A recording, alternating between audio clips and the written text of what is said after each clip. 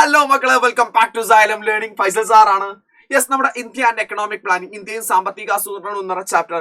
ഈ ചാപ്റ്ററിൽ നിന്നാണ് ഈ പ്രാവശ്യം എസ്എ ക്വസ്റ്റ്യൻ വരാൻ ഏറ്റവും കൂടുതൽ സാധ്യതയുള്ളത്. കാരണം എല്ലാ വർഷത്തെ നമ്മൾ ക്വസ്റ്റ്യൻ പേപ്പർ റിവൈസ് ചെയ്ത് നോക്കുന്ന സമയത്തും ഇവിടുന്ന് എന്തായാലും ഒരു 4 മാർക്കിന്റെ ക്വസ്റ്റ്യൻ ഷുവറാണ്. 4 മാർക്കിന്റെ ക്വസ്റ്റ്യൻ കമ്പൽസറി ആണ്. അതേസമയം 5 മാർക്കിന്റെ എസ്എ ക്വസ്റ്റ്യനും എന്ത് ചെയ്യാറുണ്ട്, ഇവിടുന്ന് എത്രയോ പ്രാവശ്യം റിപ്പീറ്റ് ചെയ്ത് വരുന്നുണ്ട്. സോ അതുകൊണ്ട് തന്നെ ആ ഒരു എസ്എ ക്വസ്റ്റ്യൻ ഏതായിരിക്കും എന്നുള്ളതും അതുപോലെ തന്നെ ഒരു 4 മാർക്കിലേക്ക് നമ്മൾ പ്രതീക്ഷിക്കേണ്ട ചോദ്യം ഏതായിരിക്കും എന്നുള്ളത് ഈ ഒരൊറ്റ വീഡിയോയിൽ നമുക്ക് എന്ത് ചെയ്യാം, ഒന്ന് ഡിസ്കസ് ചെയ്ത് നോക്കാം. അതിൽ ഫസ്റ്റ് ഏരിയ എന്ന് പറയുന്നതിന് നമ്മൾ objectives of economic planning in India, Indian സാമ്പത്തിക ആസൂത്രണത്തിന്റെ ലക്ഷ്യങ്ങൾ. ഇതൊരു 4 മാർക്കിന്റെ ചോദ്യമായിരിക്കും. സോ ഈ ലക്ഷ്യങ്ങൾ കൃത്യമായിട്ട് പഠിച്ചു വെക്കണം. ഒന്ന് ഇക്വിറ്റി തുല്യതയാണ്, രണ്ടാമത്തെ ഗ്രോത്ത് വളർച്ചയാണ്, മൂന്നാമത്തെ മോഡേണൈസേഷൻ ആധുനികവൽക്കരണമാണ്, നാലാമത്തെ സെൽഫ് റിലയൻസ് അഥവാ സ്വയാശ്രയത്വമാണ്. ഈ 4 4 മാർക്ക് ക്വസ്റ്റ്യൻ ഉണ്ടായിരിക്കും. ഇതിൽ ഏതെങ്കിലും ഒന്ന് എക്സ്പ്ലെയിൻ ചെയ്യാനും പരീക്ഷയ്ക്ക് എന്ത് ചെയ്യാറുണ്ട്, ചോദിക്കാറുണ്ട്. അപ്പൊ എക്സ്പ്ലെയിൻ ചെയ്യാൻ ചോദിക്കാറുണ്ടെങ്കിൽ അതിന്റെ ഡീറ്റെയിൽ നിങ്ങൾക്ക് വേണം. ഡീറ്റെയിൽ നമ്മുടെ നെയ്യുന്നുണ്ട് മാരത്തോണുകളിൽ, നമ്മുടെ മെയിൻ ലൈവുകളിൽ നെയ്യുന്നുണ്ട്, കൃത്യമായിട്ട് ഡിസ്കസ് ചെയ്യുന്നുണ്ട്. സോ അവിടെ നിങ്ങൾ കൃത്യമായിട്ട് വന്നിരിക്കണം. അതേസമയം എസ്എ ക്വസ്റ്റ്യൻ അത് നമ്മൾ ഡീറ്റെയിൽ ചെയ്തിട്ട് ഈ ഒരു വീഡിയോയിൽ നമ്മൾ ഡിസ്കസ് ചെയ്യുന്നുണ്ട്. സോ ശ്രദ്ധിക്കാം. ഒരു എസ്എ ക്വസ്റ്റ്യൻ ആയിട്ട് വരാൻ ചാൻസസ് ഉള്ള കാര്യമാണ് ഡീസെൻട്രലൈസ്ഡ് പ്ലാനിംഗ് അഥവാ വികേന്ദ്രീകൃത ആസൂത്രണം എന്ന് പറയുന്നത്.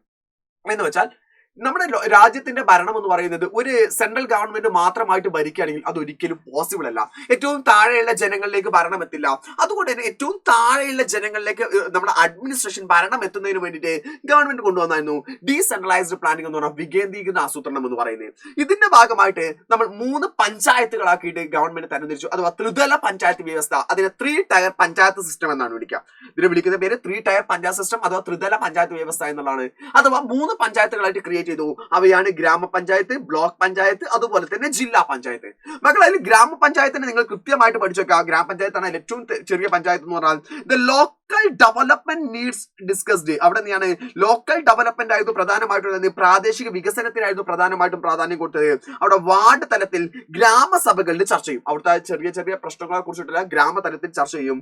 And the demand generate complaint in to the present plant. അവിടുന്ന് എന്ത് ചെയ്യും, അവർക്ക് ആവശ്യമായിട്ടുള്ള പ്ലാനുകളും കാര്യങ്ങളെല്ലാം തയ്യാറാക്കും. ആ പ്ലാനുകൾ നേരെ അവർ ബ്ലോക്ക് പഞ്ചായത്തിലേക്ക് അയക്കുന്നു.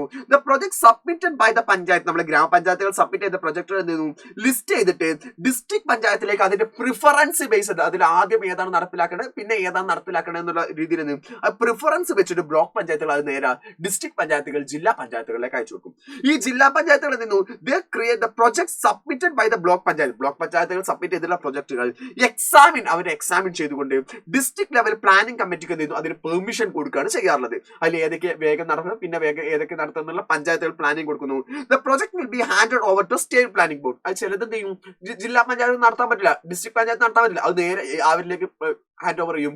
സ്റ്റേറ്റ് ബോർഡിൽ അഥവാ സംസ്ഥാന ആസൂത്രണ കമ്മീഷനിലേക്ക് എന്ത് ചെയ്യും, അത് പ്ലാൻ ചെയ്യും. സോ ഇതാണ് ഫസ്റ്റിലെ ഒരു എസ് ആയിട്ട് വരാൻ ചാൻസ് ഉള്ളത്.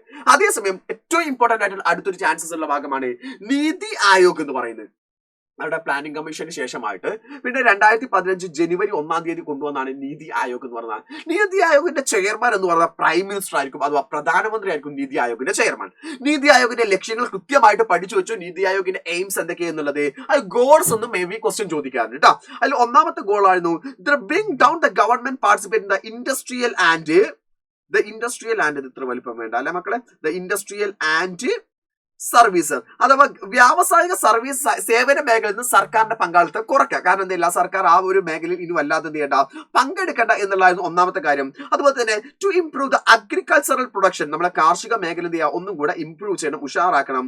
By practising mixed farming, mixed ഫാമിംഗിലൂടെ അഥവാ നമ്മൾ എന്ത് ചെയ്യുന്നു, വ്യക്തികളും ഗവൺമെന്റും കൂടെ കൂടി ചേർന്നുകൊണ്ട് കൃഷി ഒന്നും കൂടെ ഉഷാറാക്കണം. അതാണ് രണ്ടാമത്തെ ലക്ഷ്യം എന്ന് പറയുന്നത്. മൂന്നാമത്തെ ലക്ഷ്യം എന്ന് പറയുന്നത്, മൂന്നാമതായിട്ട് പറഞ്ഞിരുന്ന കാര്യം എന്ന് പറയുന്നത് ഇവിടെ നമ്മളോട് പറയുന്നുണ്ട്. ആ കാര്യം എന്ന് പറയുന്നത് മൂന്നാമത്തായിട്ടുള്ള കാര്യമാണ് to utilize the services dominant middle class for sustainable economic growth. നമ്മൾ എന്ത് ചെയ്യുന്നു, പ്രബല മധ്യവർഗത്തെ സുസ്ഥിര സാമ്പത്തിക വളർച്ച നേടാൻ കൈവരിക്കുക എന്ന് വെച്ചാൽ ഒരു മധ്യവർഗത്തെ മിഡിൽ ക്ലാസ്സിനെ ഒന്നും കൂടെ എന്ത് ചെയ്യാം, ഇമ്പോർട്ടൻസ് കൊടുക്കുക എന്നുള്ളതാണ്. അതുപോലെ തന്നെ to make use of services of non residence Indians for the economic and technological growth. പ്രവാസി ഇന്ത്യക്കാരുടെ സേവനം സാമ്പത്തിക സാങ്കേതിക വളർച്ചയ്ക്ക് എന്ത് ചെയ്യാൻ സഹായിക്കുക എന്ന് വെച്ചാൽ നമ്മുടെ പ്രവാസികളായിട്ട് ഇന്ത്യക്കാരായിട്ടുള്ള ആളുകൾ വിദേശ ജോലി ചെയ്യുന്ന അവരുടെ സഹായത്തോടു കൂടെ ഇന്ത്യയുടെ സാമ്പത്തിക മേഖല വളർത്തുക. To convert the cities into secure living centers by modern technology. പുതിയ ടെക്നോളജികൾ, ആധുനിക സാങ്കേതിക വിദ്യ ഉപയോഗിച്ചുകൊണ്ട് നഗരങ്ങളെ സുരക്ഷിത ആവാസ കേന്ദ്രങ്ങളായിട്ട് സംരക്ഷണത്തോടു കൂടെ ജീവിക്കാനുള്ള സിറ്റുവേഷൻ ഉണ്ടായിരിക്കുക. ഏറ്റവും അവസാനത്തെ പോയിന്റ് എന്ന് പറഞ്ഞാൽ ദിസ് വൺ ഈസ് അവസാനത്തെ point, to equip the nation face the global transformation the market forces. ആഗോള മാറ്റങ്ങളെയും വിപണി ശക്തികളെയും ഇടപെടലുകളെ നേരിടാനുള്ള ഒരു രാജ്യത്തെ പ്രാപ്തമാക്കുക. സോ ഇതും നമുക്ക് എസ് ആയിട്ട് വരാൻ ചാൻസസ് ഉള്ളതാണ്. സോ നമ്മൾ എന്ത് ചെയ്തു, ഇവിടുത്തെ 2 SAകളായിട്ട് വരാൻ ചാൻസ് ഉള്ള 2 ചോദ്യങ്ങൾ പറഞ്ഞു. അതുപോലെ തന്നെ ഒരു 4 മാർക്കിന്റെ ക്വസ്റ്റ്യനും അവിടെ പറഞ്ഞിട്ടുണ്ട്. സോ കൃത്യമായിട്ട് പഠിച്ചിട്ട് പോവുക. ഈ ചാപ്റ്ററിൽ ഈ ചോദ്യങ്ങളാണ് നിങ്ങൾ ഏറ്റവും കൂടുതൽ പഠിക്കേണ്ടത്. ഇത് പഠിക്കാതെ എക്സാമിനേഷന് പോകരുത്. ഇതുപോലത്തെ കാര്യങ്ങളെല്ലാം നമ്മുടെ ലൈവുകളിലൊക്കെ നമ്മൾ ഡിസ്കസ് ചെയ്തുകൊണ്ടിരിക്കുന്നുണ്ട്. സോ എല്ലാ ലൈവുകളും നിങ്ങൾ കൃത്യമായിട്ട് കാണുകയും ചെയ്യുക.